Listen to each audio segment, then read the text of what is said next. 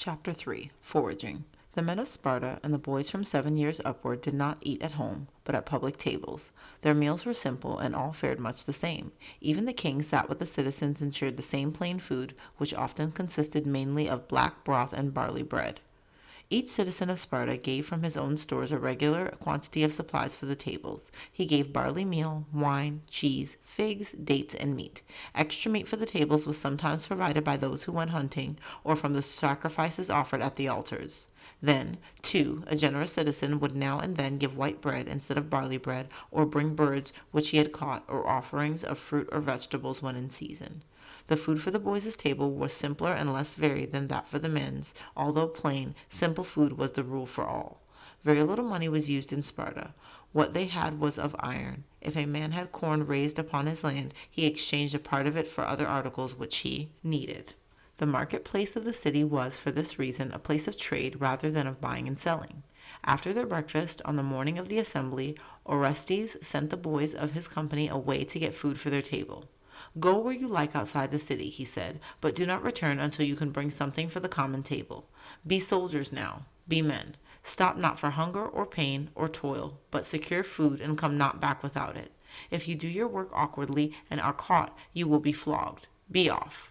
It was no new message to the boys. This was a part of their training, a part of their education. They were sent out as soldiers to forage for supplies. They might steal, in fact they must steal, but they must not be caught. Therein lay the disgrace. This was a part of their preparation for warfare. It was a national custom, understood by all, and so although no man wanted his goods stolen, and he caught and flogged the offender if he could, he knew that in taking his goods the boys were not breaking the laws of Sparta, but obeying them. Thus foraging was, to the boys, an exciting game, a chance to test their skill, their dexterity, and often their endurance. And the Spartan boy who could endure most was the hero of his fellows. "Where shall we go?" asked Brasidas of Chardas, as the company of boys broke up into smaller groups. "To the mountain!" exclaimed Chardas. "A dish of grapes would taste good at our table, and they must be ripe at this time." "Just the thing," replied Brasidas. "A mountain climb suits me, and the grapes will indeed be good." The two boys started westward from the city toward the mountain, where its rocky slopes, its forests, and its snow-crowned peaks. The path they took was rugged, and the climbing steep, but they did not hesitate. The difficulties of the way only made their task more exciting, and would win for them greater credit when they returned. At first they ran along the path, then they clambered up the side of the mountain. In places the rocks were sharp and broken, and in others there were steep, slippery cliffs. But although their feet were bare, they climbed the steep places, jumped from one broken rock to another, or pulled themselves up the cliffs by their bare hands. Suddenly Chardas stopped and threw himself upon a flat rock. Lifting his foot, he pulled from it a large thorn. The blood followed as he did so, but making no comment, he sped on again after Brasidas. At last they came to a more open space on the mountainside. "Now," said Brasidas, "we may begin to look for the vines." "Yes," said Chardas, "now we must separate and keep hidden." As they said this, he turned to the right and made his way cautiously forward, while Brasidas crept along a cliff to his left. Suddenly Chardas dropped behind a huge rock. Above him a man, dressed in a leather chiton, was crossing the open space. In his hands he carried large vessels for holding water. "'Tis one of the slaves who cares for a master's vineyard," said Chardas to himself. He turned his head. Beyond him he saw a grove of plane trees, and listening intently he heard the splash of water.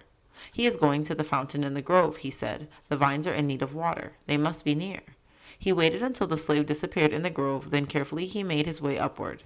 It had been a hard climb up the mountain, and his foot ached from the long thorn which had been pulled away, but his one thought was to find the vines, secure the grapes, and make his escape unseen. He darted forward, now stopping to crouch behind a rock or to stand close against a tree while he peered out or listened. Again he darted on. He had seen the vines. They were heavy with purple grapes. Casting himself among them, he began pulling the clusters. An empty water jar stood near, and hastily he tossed the ripe clusters into it. It was nearly full. He stopped again to listen. In the distance he heard a slight crackling. It was the sound of footsteps in the grove. The slave was doubtless returning. Catching up the water jar, he ran farther up the mountain, turned to his right, and stopped again to listen. He could hear the slave, now below him, returning to his vines. Making a circuit, Chardas ran quickly but softly down through the farther side of the grove, and was once more upon the rocky pass which he and Brasidas had climbed. He stopped for a moment to adjust his jar, for it was large and awkward to carry. At the same moment he heard a shout, then a crashing above him. One thought passed through his mind. The slave had discovered the loss of the jar and was looking for him. Just an instant he listened again. The sound was coming nearer.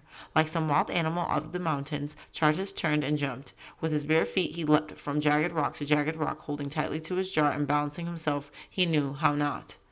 It was not the fear of losing his longed-for grapes. It was not the fear of being beaten. That did not matter, for the pain of that would pass. It would be the fear of a flogging before his mates and before the men of the city, not the pain of the flogging, but the disgrace of having failed. This was the fear that made him plunge, barefooted over jutting rocks, that made him swing over cliffs with one hand, while he clutched his jar with the other. At last he reached the top of the little path which stretched away to the plain below, where stood the houses of Sparta.